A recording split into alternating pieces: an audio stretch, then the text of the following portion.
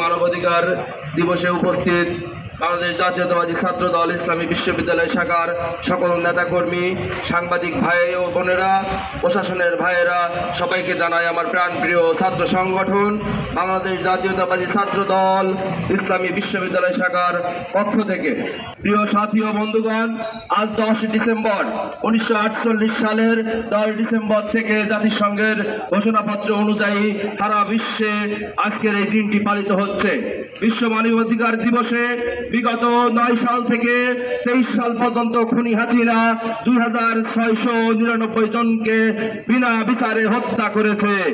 একইভাবে 1677 জন বিএনপি সহ অন্যান্য নেতাকর্মীরা কারাগারে মৃত্যুবরণ করেছে। 677 জন এখনো ঘুম আছে।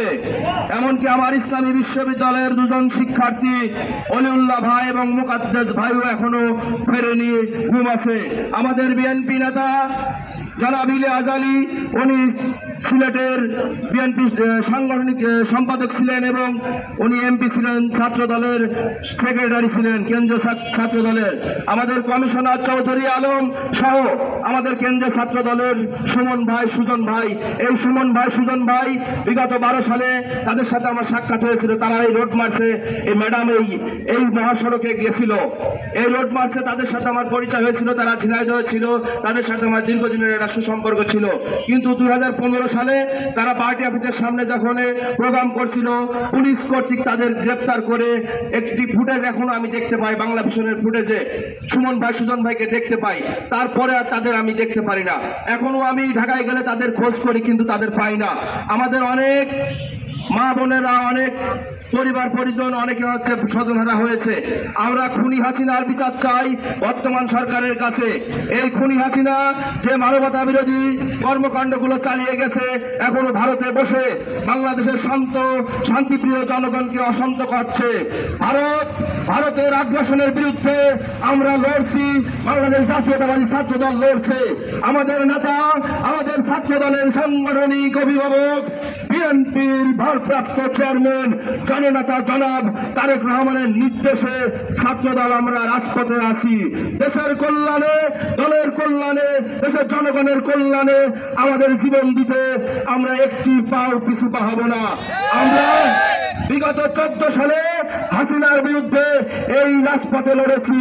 যে অবৈধ নির্বাচন করেছিল হাসিনা, বারবার প্রলোভন দেখিয়েছিল এই নিয়ম রক্ষার নির্বাচন, সংবিধান রক্ষার নির্বাচন, একের পর এক এই হাসিনা প্রতারণা করেছিল বাংলাদেশের জনগণের সাথে। 14 সালে ভুয়া নির্বাচন করেছিল, 18 সালে ভুয়া নির্বাচন করেছিল, 24 সালে ডামি নির্বাচন করেছে। আল্লাহর গজব শেখ হাসিনার উপরে চূড়ান্ত ভাবে চলে এসেছে জুলাই গণ অভ্যুত্থানে। জুলাই গণ অভ্যুত্থানে আমাদের যে সকল ভাই শহীদ হয়েছে তাদের আত্মার মাগফিরাত কামনা করছি। একইভাবে যারা গুরুতর আহত হয়েছে তাদের সুস্থতা কামনা করছি।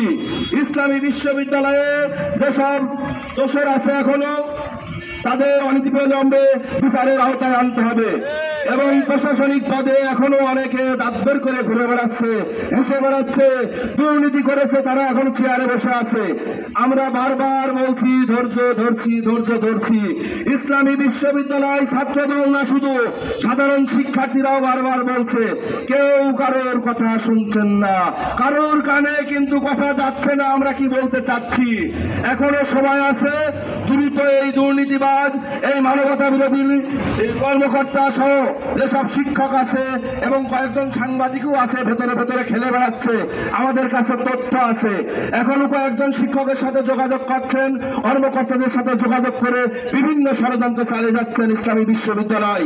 ইসলামী বিশ্ববিদ্যালয়ে বিভিন্ন হালে হালে যেন নির্যাতন না হয়, কোথাও টর্চার না হয়। আমার ছাত্র দলের একটি ছেলেও আমি বিশ্বাস করি কোথাও কোনো ঝামেলা বা গাঞ্জাম ফাসাদের মধ্যে নাই।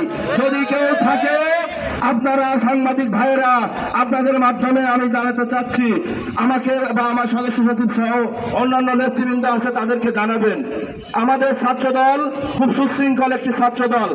আমরা দেশ নায়ক জনাব তারেক রহমান যেভাবে আমাদের আগামী রাষ্ট্র এগিয়ে নিয়ে যেতে চাই, আমরা সেভাবে চলতে চাচ্ছি এবং ইসলামী বিশ্ববিদ্যালয়ে নিরাপদ ক্যাম্পাস চাই।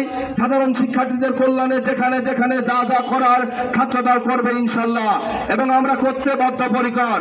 ছাত্রদল সহ অন্যান্য যে সংগঠনগুলো আছে, আমরা শিক্ষার্থীদের কল্যাণে কাজ করে যাব এবং মানবতা বিরোধী যে কর্মকাণ্ডের দায়ে শেখ হাসিনা ভারতে বসে আছে, তাকে দেশে ফিরিয়ে আনার জন্য সরকারের কাছে আহ্বান জানাচ্ছি। তাকে দেশে ফিরিয়ে এনে, এবং শুধু শেখ হাসিনা নয়, আওয়ামী লীগের যে সকল নেতাকর্মী এই অপরাধের সাথে সংযুক্ত আছে তাদের বিচার করতে হবে এবং ইসলামী বিশ্ববিদ্যালয়ের যেসব শিক্ষক, কর্মকর্তা, কর্মচারী, ছাত্রলীগ, ওই নিষিদ্ধ ছাত্রলীগ, ওই মুনাফিক ছাত্রলীগ যারা সাধারণ শিক্ষার্থীদের উপরে নির্যাতন করেছিল, তাদের বিচারের আওতায় আনতে হবে। এর জন্য কার্যকর পদক্ষেপ নিতে হবে। ইসলামী বিশ্ববিদ্যালয় প্রশাসনকে, বিশ্ববিদ্যালয় প্রশাসনেরই উচিত ছিল আরো আগে এই দখলদার, এই মানবতা বিরোধী যেসব শিক্ষক কর্মকর্তা আছে তাদের বিরুদ্ধে ব্যবস্থা নেওয়া। তারা এখনো ব্যবস্থা নেয়নি, ব্যবস্থা নেওয়া তো দূরের কথা, তারা এখনো বিভিন্ন চেয়ারে বসে আছে। আমরা দেখতেছি, আমরা ধৈর্য ধরছি। মানুষের ধৈর্য সরকারের একটি সীমা থাকে। আমরা বারবার বলছি, আমাদের কথা যদি কারো কানে না যায় তার বিরুদ্ধে আমরা ব্যবস্থা নেব। কথা খুব পরিষ্কার। এই ইসলামী বিশ্ববিদ্যালয়ে বৈষম্য বিরোধী ছাত্র আন্দোলনে যে ভূমিকা আমার সাধারণ শিক্ষার্থী ভাই বোনেরা রেখেছিল, এই ময়দানে যারা রেখেছিল, তাদের প্রতি আমি ধন্যবাদ জ্ঞাপন করছি। ইসলামী বিশ্ববিদ্যালয়ের সকল সাংবাদিক ভাইয়েরা যখন বৈষম্য বিরোধী ছাত্র আন্দোলনে আপনারা রাজপথে ছিলেন, এই আন্দোলনকে বেগবান করার জন্য আপনারা যে সহযোগিতা করেছেন, আপনাদের কাছে আমি ছাত্রদল ইসলামী বিশ্ববিদ্যালয় শাখার পক্ষ থেকে কৃতজ্ঞতা জ্ঞাপন করছি। প্রিয় সাথী ও বন্ধুগণ, বক্তব্য দিব না, বক্তব্য অনেক দিয়েছি। সবাইকে আন্তরিক ধন্যবাদ জ্ঞাপন করছি। মানবতা যেন মানুষের হৃদয়ে থাকে, আর যেন মানবাধিকার লঙ্ঘন না হয়, আমরা সবাই যেন সবার প্রতি সহানুভূতি থাকি এবং আওয়ামী লীগ এবং হাসিনা, ছাত্রলীগ এদের প্রশ্নে আমরা কিন্তু এক এবং অভিন্ন। আমরা আগামীকাল আমাদের কেন্দ্রীয় ছাত্রদল কর্তৃক ঘোষিত, ছাত্রদল যুবদল কর্তৃক, স্বেচ্ছাসেবক দল কর্তৃক ঘোষিত একটি কর্মসূচি আছে। আমরা আজকে রাতে ইনশাল্লাহ চলে যাব, লং মার্চে যাব পল্টন থেকে আগরতলার আগরতলার অভিমুখে আখাউড়া সীমান্তে আমরা লং মার্চে যাব। ভারতীয় আগ্রাসন বিরোধী আমাদের আগামীকালকে একটি কর্মসূচি আছে। সবাইকে বাংলাদেশ জাতীয়তাবাদী ছাত্রদল ইসলামী বিশ্ববিদ্যালয় শাখার পক্ষ থেকে আবারও ধন্যবাদ জ্ঞাপন করে আমি আমার সংক্ষিপ্ত বক্তব্য শেষ করছি।